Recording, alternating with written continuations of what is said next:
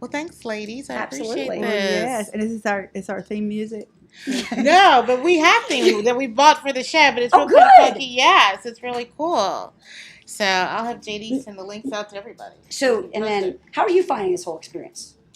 I think it's good. I think we right now I think they want us to be divided. But I think we come together by looking at it. That's what I was like, we don't need to have well, I can't talk about that. That's what's already out there. We need to have okay, let's talk about that.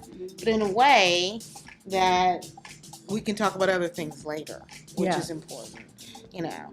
Because when Republicans cross the line, I think we should say something, and I think that's important. I think when Democrats cross the line, I think it's important that that's being said as well, and because people aren't delving deep into what's going on. You know how they have ratings, like the Sierra Club has a rating. If you know how you vote on environmental issues, maybe we should have a civility rating. You know that we, I think so. I mean, who knows if we can launch a way of calming things down, then that is so important. As a student of history, you know, way back even before the Babylonian days, you know what I'm saying? I've studied history and politics, and it's always from the inside that things crumble. And if we can't talk, oh yeah, that's right. then it's over. Well, I'm talking about grassroots. It's usually Cassandra, what do you think? yeah. What do I think? I think that if we, I want to keep the distinctions. I want the conversation, but I want to keep the distinctions, because if we meld into one, then we're redundant and one of us is of no value. So as long as we can be civil but maintain our distinctions, I'm Interesting. Interesting. It's really powerful. Yeah. Because when you hit that point where we can't talk about that, we can't talk Right. about this, We can't get to that. Well, I can't talk about that. No. Well, then. we got to maintain our Yeah. flavor. Yeah. And I became a Republican because once I read the platforms, the flavor of the Republican Party more matched my core beliefs than the platform of the Democratic Party. And that's real. I just posted the Good on you for reading it. Most people never do. I actually, when I jump into something, I jump in with both feet. So I was a delegate at the convention, at the state convention. But you wouldn't kick a Democrat out of a restaurant. No, you wouldn't go grab a that's what I'm Beto saying, yard that sign you gotta be out. able to say That's the stuff yeah. That's a felony right there. Is that a felony? Well, I'm sorry to interrupt you. Yeah, but we've also got. I noted that Carol didn't answer your question about will you ask Beto to call Maxine and tell Maxine to chill, because that doesn't look good. That's what got my mom's attention. It's okay if you're not going to call her. Keep on with Maxine, but there you go. I just given an idea. But to not be willing to say to Maxine, you know, calm down your rhetoric, because your rhetoric is crazy.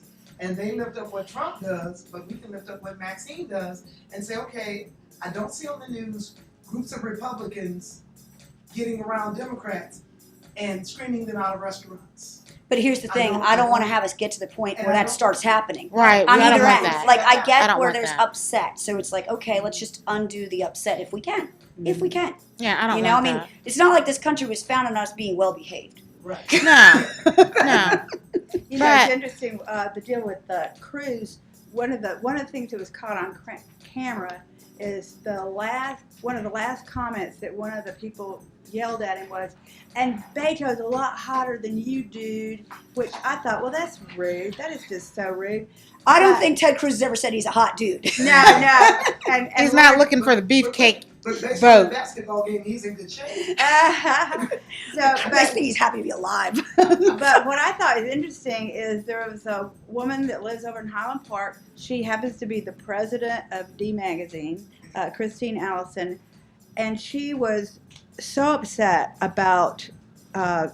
She was so upset about the way he was treated that The way Cruz was treated. the way the Cruz was treated, that she sent out an email to a lot of us who she knew were supporting Beto, and she's a Beto supporter. Mhm. But she said, no, we will not win this way. We cannot win this Right. way. She was very upset at the lack of civility. That's leadership. Yeah. That's And I great. think that's And I'm what glad she what knows Cassandra was about talking that. about, and even what Missy was saying.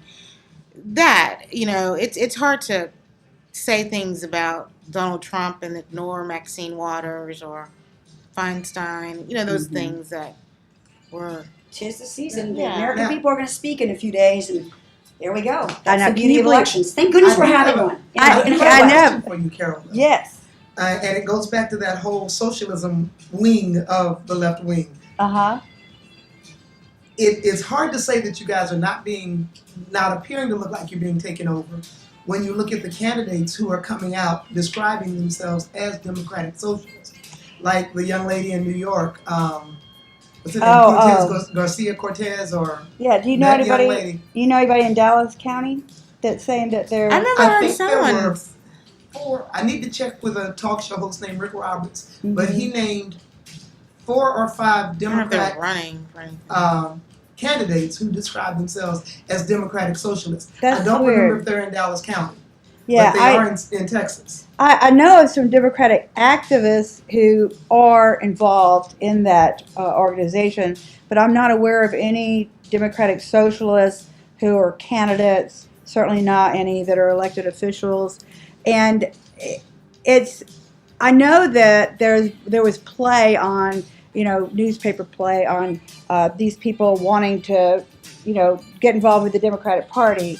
I think they were probably enthused by Bernie, because Bernie claims he's a socialist, and yet he ran as a Democrat. So, but I just don't see it. I just don't see So it you don't happening. see it here in Dallas, No. even though it is kind of a national. You know what'll be a good tell on that will be, and it's just like for us too, will be your convention, the delegates who show up. When is your convention?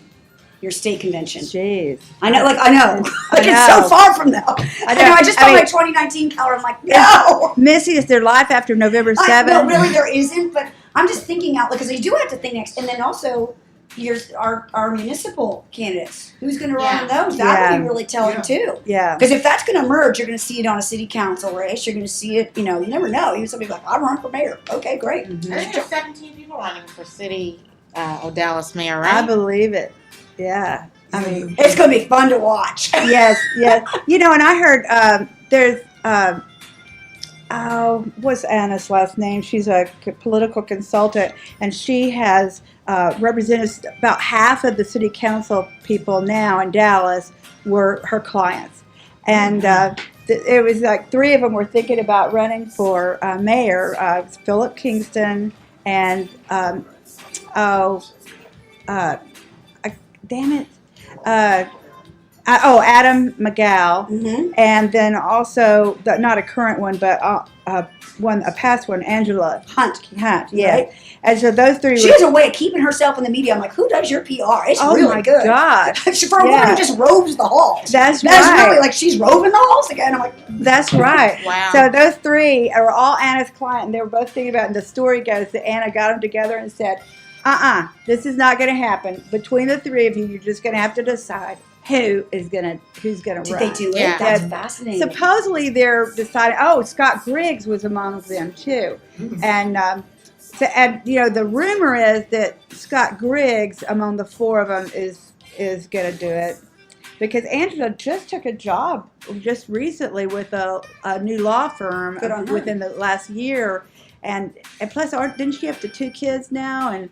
But not That's a lot. that it is. It's 2 kids plus a new firm, and you're having to bust your butt and prove yourself and turn in your bill. So is it she's new at the firm, or it's a new firm that she's at as well? Because that's even more intense. Right? No, she moved over there, and I don't. Okay.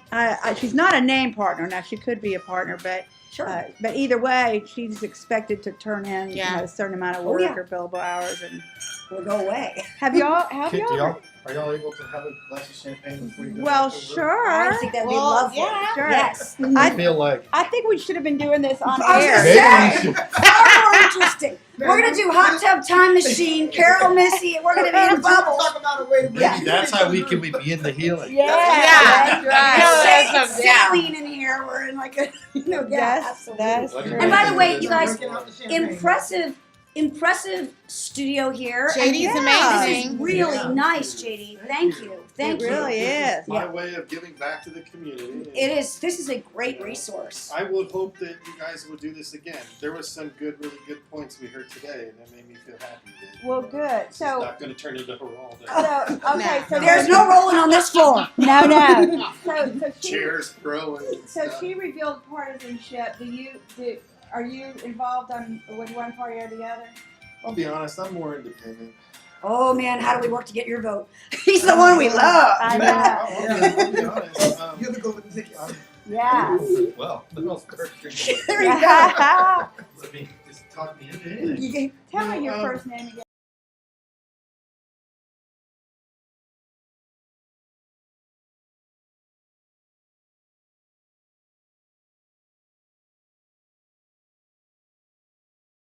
We'll see if he agrees. How did you? with Let's you. get like we need you to film your Oh, voting thank you. at the very end to be like the reveal. And you're good too, right? I'm what? You're gonna have some champagne too. Yeah, are you kidding Okay. me?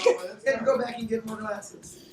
Thank you. This is very sweet. Thank welcome. you. And Karen, thank you for doing this and taking this whole endeavor on. I mean, Yes. as if you're not busy Yeah. enough. And That's if a lot. you just if I don't know how you want to do it, but if you decide, for example, you're going to go with a particular issue, I'll be glad to recommend people who are going to be on what Missy would call the left side of the issue. I think it's good Jen's to like, have. "Let's just stand here doing it."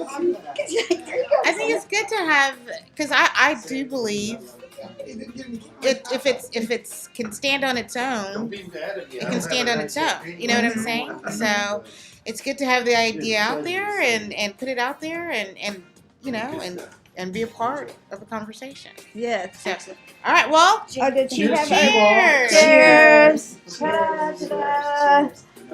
There you go. Cheers. The red cup. Cheers to voter turnout. Yes. There you go. Bravo. Go Cruz. I had to say that. Mm.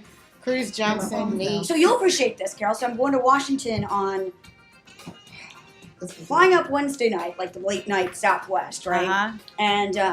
And then I'm flying back on American. You can't even get flights. Like I don't know what it is, but to get a nonstop, so I had to fly American home on Friday morning, like 6 a.m.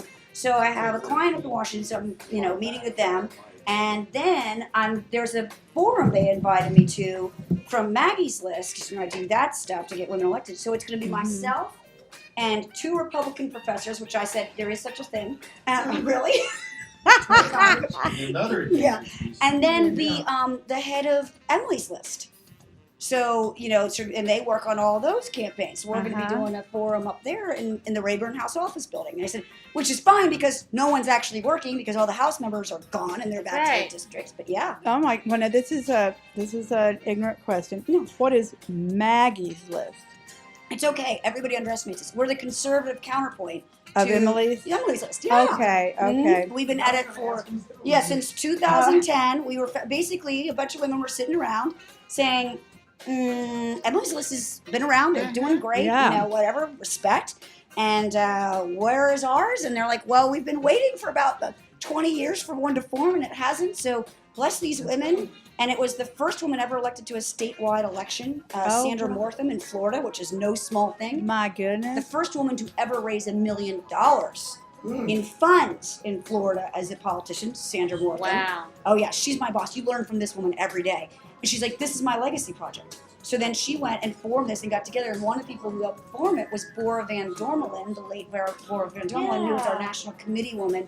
She made my voice seem high. And so, Bora was like one of my first Texas Betties. But yes, so that's really fun. We've now been involved in over 106 elections. We just did an event yesterday in Reno with the woman running for Senate, the Senate nominee in Wisconsin. So, I mean, think about the consequences of these races. Yes. Races. Leah Volkmer, she was one of our founders from Wisconsin. She was involved in all the recount elections. So this is like, there's a lot of talent that's bubbling. Yeah, and what a fertile field. I mean, that group can do so much good in putting women in those offices. Emily's List got its name because it stands for early money is like yeast. Mhm. Because if you want somebody to give you money, like let's assume Missy was a Democrat, for example, and I went over to her. That would be a Yeah. very large assumption. And I went to her and said, I want you to invest in my campaign.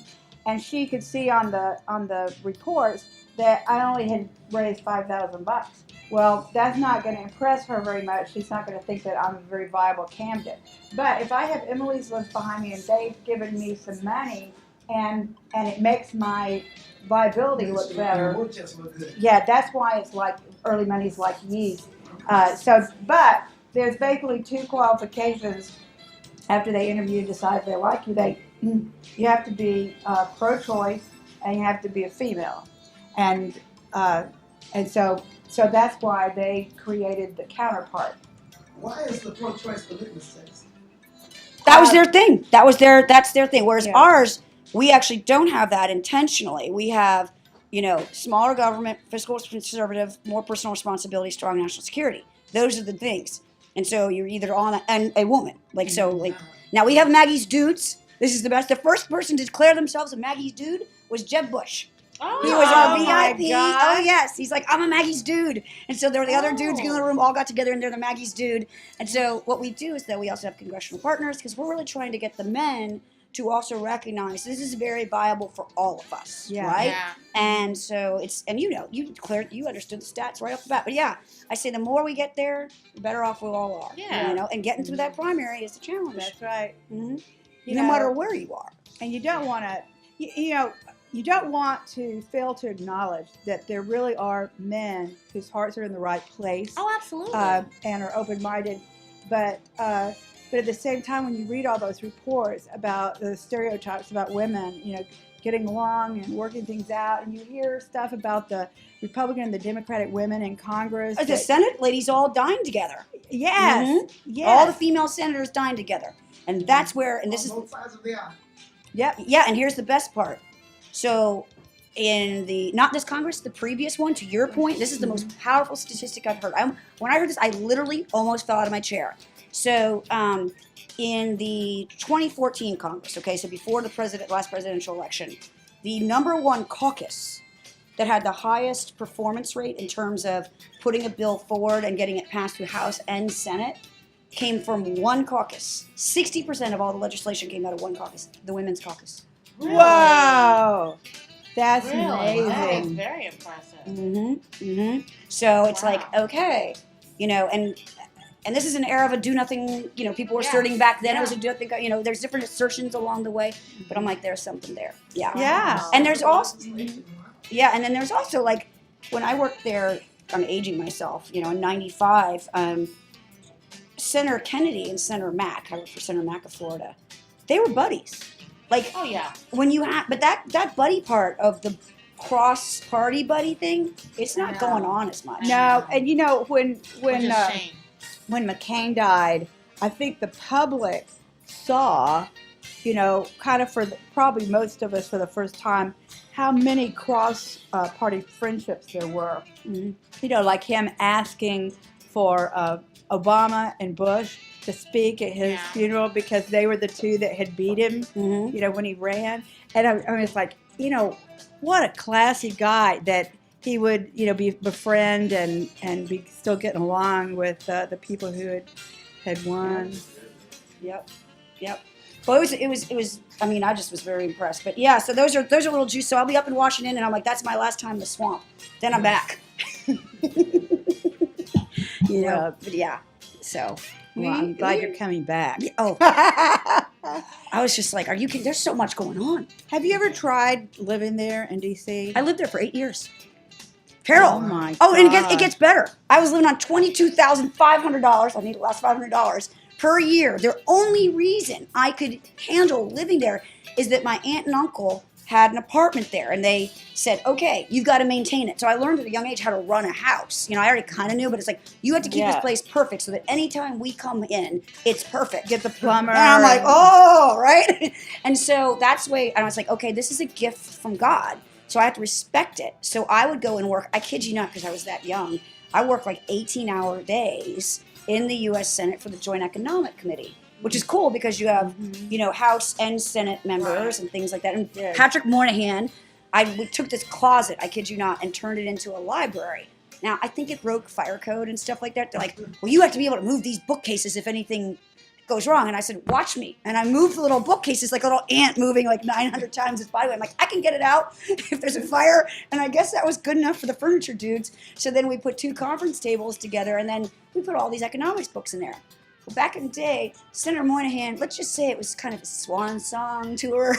So he'd start wandering around at like noon. He'd like pop into the library and like kind of pick up books. And I'm like, so Senator, anything we could do for you? And yeah, but the point being, my other friends had extra jobs, and I said, okay, so I'm going to work really hard, and that was the only way. And you didn't have enough money. I mean, I had $100, even without paying rent, leftover disposable income every paycheck. And like we all joke, we easily qualified for food stamps, because we did the hours and all that of these staffers. One of my co-staffers, think now, the Homeland Security, Kirsten Nielsen, the woman, the very blonde woman. And by the way, it said Kirsten. They always dropped the J. So she and I had my top secret clearance already. She was coming back to the Bush administration from having worked in law here, but we had worked together. I did her top secret clearance for her getting into the just founding of the Homeland Security thing. So I always say, you may not have more than $5 to eat with, but you don't know who you're going to meet. It's well worth the experience. So I lived like that for about 4 years. Then I got my MBA up there because I was in my corner office, and not to berate this thing, but my story was I'm sitting in a corner office of the U.S. Senate. I'm like, this is sweet.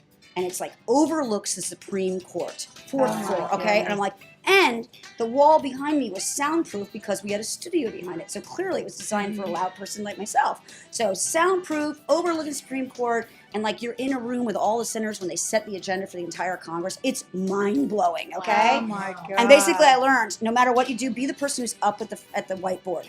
And in the back of the room, by the way, there's Senator McCain, and who was the man who was the actor from Tennessee? Oh, Fred Thompson. Fred Thompson. They were yeah. close, so they were both like this. And I said, sure enough, they pushed back on some of the things that I saw with this too. And to be one of only 5 staffers in the room with the rest of Republicans, I'm like, this is crazy. My God. So then, but I did that, and then I said, I'm gonna be a staffer for life if I don't get out of here. This could get really sweet. They might actually start paying me some real money, and this is a problem. And no so matter how many hours you worked, you only got paid the same amount. Oh, absolutely. Yeah. Oh, absolutely. But this is before the law changed, right? And then we had to do timesheets, and I'm like, 8 hours, whatever. But yeah, so, and then I said, okay, what can I do? I'm like, I can't add. I'm like, I want to go get an MBA. I hear they teach math there. And boom, in 2 weeks, I was started at American getting my MBA. And then I worked there at the large PR agencies and did that for a while. So that's my DC story. It's a lot better. So you're either really busy at work or you make okay money. But in between, it's brutal. Oh, it is. Well, I couldn't top you. When you said that you'd worked in the Senate, I had only worked in the House, and so the House side is harder. Are you kidding? I wouldn't go to that Senate side because I was like, I went to sitting. I'm like, there's much more room over here. Like you guys were stacked on top of each other. Where were you? Yeah, I was working for Congressman Jake Pickle from Austin, Texas. Okay, and he was so funny, and he, but the way I survived is that there were 3 of us that shared a 2-bedroom apartment. Oh yeah. And yes, and they who got the couch? Well, I know. And we had 2 beds in each bedroom.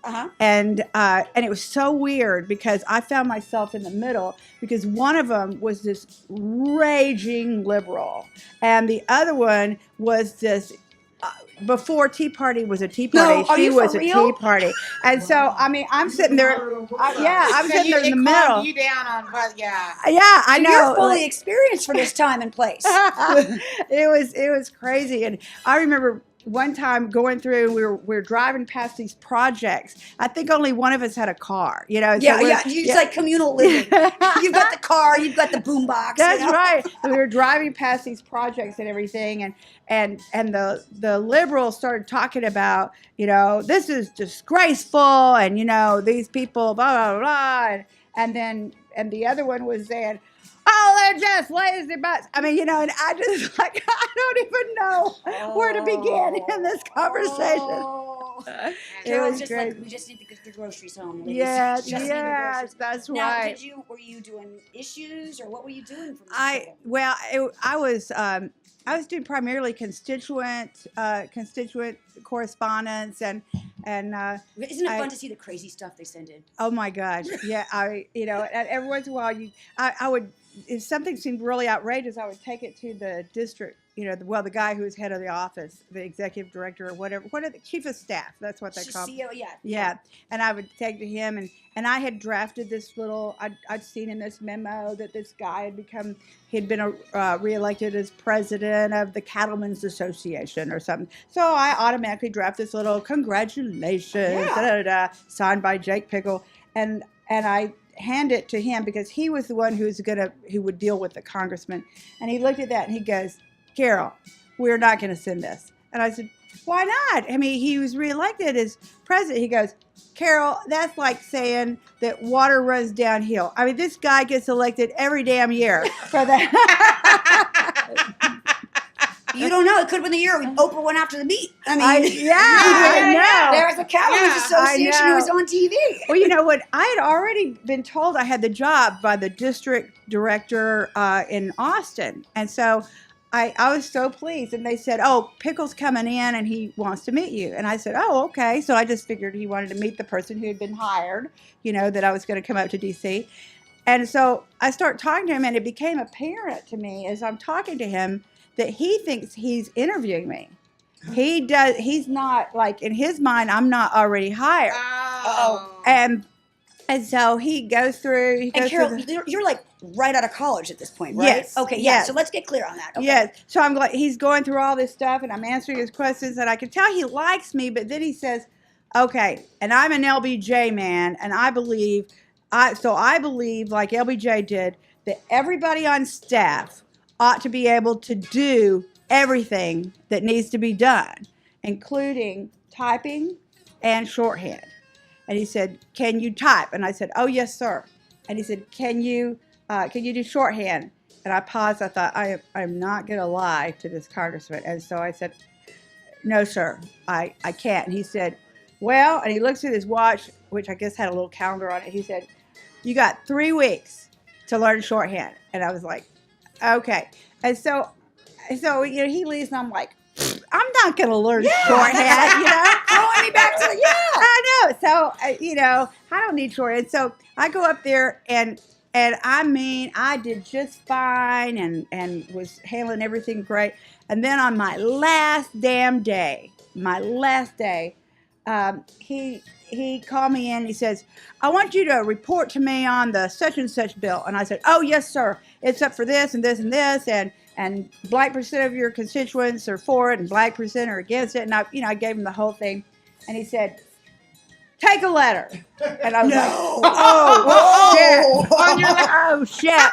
And so I had my little legal pad. I said, "Yes, sir." So I'm sitting down, and I'm thinking, oh, my God. And so he starts talking, and I'm just writing everything down, full words, of course, and I writing everything down, and he finishes, and I'm still writing these down. And so he wanders around behind me, and he looks over to see my legal pad, and he says, "Nice shorthand, Carol." Oh my goodness. Oh my goodness. I was so glad it was my last day. Yeah. Oh, God. Now, had you decided at that point you were going to law school? I mean, because a lot of things to. I decided, based on that experience, I decided to go to law school because I really enjoyed looking at those bills. Yep. And, What and law school did you go to? I went to Tech. Out of Oh, Tech. okay. I'd been, Thank you, Jane. I was the first woman student body president at UT Austin. Yep. Oh, And so- That's I awesome. went to UT. And oh, you did? Well, I have a feeling I went there before you, but I A mere really, semester. yeah, really, but I really had enjoyed myself up there. But at UT, when I was student body president, I just took it very seriously. Oh, yeah. And I put probably the number of hours Oh, that I do now. Right there, sister. That's I did the way I the think you University of should do it. Undergrad. I was vice president student body at Florida. Yeah. I put in 40 hours a week there and 40 hours a week on my classes. That's And right. you I look, think that's the way the you best should do part it. is it made you ready for the hill. Yeah. Oh, You were ready. Yes. Now she puts 80 hours a week into being the chair. Yeah, I know. It's insane. Get this. You'll appreciate this, Missy. You always have. There's always somebody, in the group. That most of the people you work with are just quite pleasant, but there's always somebody that's just a pain in the ass. There's always the one. Yes. So the other day we have an advisory You council can meeting. tell us. I know. Carol. He says, "Well, I think you should keep office hours at the DCDP office." And I'm like, "Has there ever been a time that you asked me for a meeting that I didn't meet with you?" "Well, no." And I said, "Has there ever been a time that I didn't return a phone call to anybody who, called me?" And I went, "Well, no." I said, "Am I not doing the best job of any chair in the DCDP history on raising money?" "Well, yeah, that's true." I said, "Then why would you want me caged, in one place, to just be sitting around waiting for one of y'all to decide to Carol, contact you me?" can tell that you spoke to your counterpart, and I did keep office hours as a professor because I was required to. I was an adjunct professor at Skidmore and teaching advertising and that kind of thing, not teaching any of this stuff. And I would go there, and I would literally, students wouldn't come. I mean, they just wouldn't come. So I'm like, these are 3 billable hours of my life. So I just said, literally, I got to the point where the students, I said, no one's come in 3 years to my class, to this. Only a few have. If you'd like me to, I'll be here. Otherwise, kind of set the appointment. Otherwise, no. Yeah. And especially now when you have email and text, and that they can 'Cause contact you you. need contact now. Yeah. And I found out about a new one called Boxer where you can send somebody a voicemail. Ready, Karen? Yeah. Go, Karen. Oh, yeah. Go, Karen. Let's go, Karen. I hope Are you they enjoyed still our filming show. us? Tune in next week where we'll have even more different points of view. And more champagne. I And think. more champagne. We'll start off with that. Yeah. That was the That's best. right. Okay. That's the best deal. Champagne with